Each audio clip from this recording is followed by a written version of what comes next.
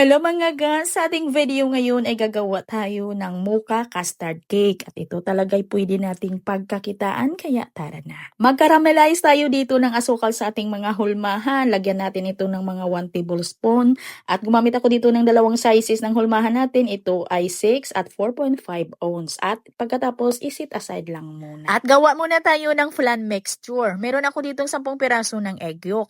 At ito'y mula pa sa ating chiller. At para mapadali yung pagdurog ko kaya ginamitan ko na ito ng hand mixer. At lagyan ko ito ng isang lata or yung 390 grams na condensed milk. At haluin ko muna yan bago ako maglagay ng isang lata din or 370 ml na evaporated milk. And then halo ulit. At dito nga maglagay ako ng 1 teaspoon ng vanilla extract. At haluin lang natin ito ng mabuti ng padahan-dahan at ito'y ating salain ng mga 3 beses. At ayan mga ga, hindi nadurog ng mabuti yung ating itlog, yung egg yolk. Meron pang namuo-muo. Pero okay lang yan. Tigas ng ulo.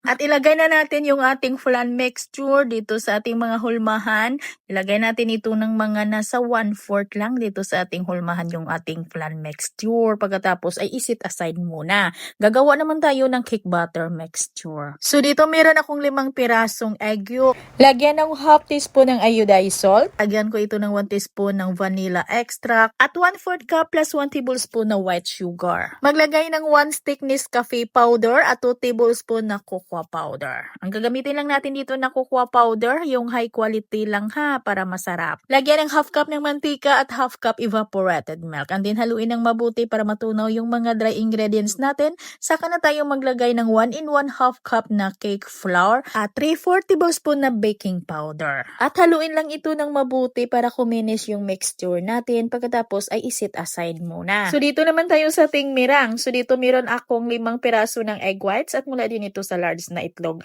Lagyan ko ito ng half teaspoon ng cream of tartar. At pag nag-start na itong mag-create ng bubbles, ay unti-unti ko nang ilagay dito yung half cup na white sugar. Ilagay lang talaga yung asukal ng padahan-dahan o paunti-unti lang hanggang sa ito'y maubos. At batihin lang natin hanggang sa makuha natin yung medium stiff mix, yung hinahanap natin ng ating egg whites. At ihalo na natin dito ng padahan-dahan sa ating cake batter mixture na yung hatiin lang muna natin yung mirang natin. At pagkatapos, haluin lang yan ng padahan-dahan until well combined at huwag lang talaga natin itong ma-overmix.